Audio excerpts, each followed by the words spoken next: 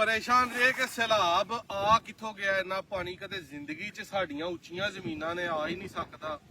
ਸਾਰੀ search ਕੀਤਿਆਂ ਪਤਾ ਲੱਗਾ ਕਿ ਸਿਆਲਕੋਟ ਸ਼ਹਿਰ ਨੂੰ ਬਚਾਉਣ ਵਾਸਤੇ ਨਾਲਾ ਐਕ ਤੋੜਿਆ ਗਿਆ, ਦੂਜੇ ਦੋਵੇਂ ਹੀ ਨਾਲਿਆਂ ਦੇ ਬੰਨ ਤੋੜੇ ਗਏ।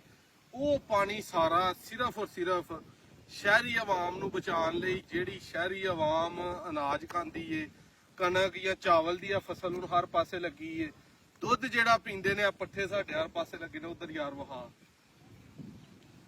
ਉਧਰ ਪਾਣੀ ਬਚਾਉਣ ਵਾਸਤੇ ਕਿ ਸ਼ਹਿਰ ਦੀਆਂ ਸੜਕਾਂ ਨਾ ਡੁੱਬਣ, ਸ਼ਹਿਰ ਦੇ ਲੋਕਾਂ ਦੇ ਘਰਾਂ 'ਚ ਪਾਣੀ ਨਾ ਵੜੇ। ਟੋਟਲ ਕਿਸਾਨ ਦੀਆਂ ਜਿੰਨੀਆਂ ਫਸਲਾਂ ਹਨ ਉਹਨਾਂ 'ਚ ਪਾਣੀ ਛੱਡਿਆ ਗਿਆ ਹੈ, ਹਰ ਸ਼ੈ ਹੀ ਡੋਬ ਦਿੱਤੀ ਗਈ ਹੈ।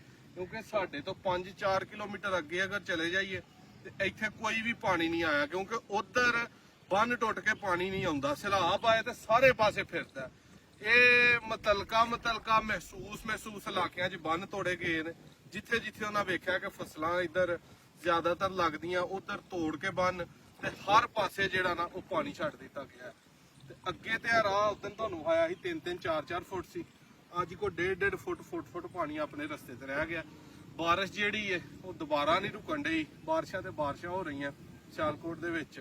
ਦੁਆ ਕਰੋ ਅੱਲਾਹ ਪਾਕ ਇਹਨਾਂ ਹੁਕਮਰਾਨਾਂ ਨੂੰ ਹਦਾਇਤ ਦੇ ਕਿ ਆਪਣਾ ਘਰ ਬਚਾਉਣ ਲਈ ਤੇ ਅਗਲੇ ਦੇ ਘਰ ਮਾੜੇ ਬੰਦੇ ਦੇ ਪਾਣੀ ਵਾੜੀ ਜਾਣ ਡੇ ਨੇ, ਤੇ ਬਾਅਦ ਚੋਂ ਫਿਰ ਇਹਨਾਂ ਨੂੰ ਵੀ ਪਤਾ ਹੈ ਕਿ ਬਚਣਾ ਇੰਨਾ ਵੀ ਨਹੀਂ। ਇੱਧਰ ਵਾੜਨਗੇ ਕਿੰਨਾ ਕੁ ਵੀ, ਇੱਧਰ ਵਾੜਨਗੇ ਐਂਡ ਉੱਧਰ ਵੜਨਾ ਹੀ ਵੜਨਾ ਹੁੰਦਾ। ਸਾਰੇ ਭਾਈ ਦੁਆ ਕਰਿਆ ਕਰੋ ਅੱਲਾਹ ਪਾਕ ਜਿੱਧਰ ਫਸਲਾਂ ਤਬਾਹ ਹੋਈਆਂ, ਘਰਾਂ 'ਚ ਪਾਣੀ ਵੜਿਆ ਜਾਂ ਡੇਰਿਆਂ ਦੇ ਮਾਲ ਮਵੇਸ਼ੀ, ਬੜੀ ਜੀ ਤਬਾਹੀ ਯਕੀਨ ਮੰਨੋ ਸਿਆਲਕੋਟ ਦੇ ਵਿੱਚ ਮਚੀ ਹੈ।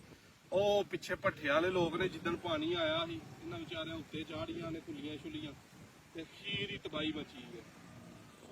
ਵੀਡੀਓ ਅੱਛੀ ਲੱਗੇ ਸ਼ੇਅਰ ਕਰਿਆ ਕਰੋ ਤੇ ਇਸ ਮੁਸ਼ਕਿਲ ਵਕਤ ਦੇ ਵਿੱਚ ਜਿਹੜੇ ਵੀ ਕੋ ਤੁਹਾਡੇ ਕਰੀਬੀ ਨੇ ਉਹਨਾਂ ਦਾ ਸਾਥ ਦਵੋ ਹਰ ਲਿਹਾਜ਼ ਦੇ ਨਾਲ, ਜਿਸ ਤਰ੍ਹਾਂ ਦਾ ਵੀ ਤੁਸੀਂ ਦੇ ਸਕਦੇ ਹੋ।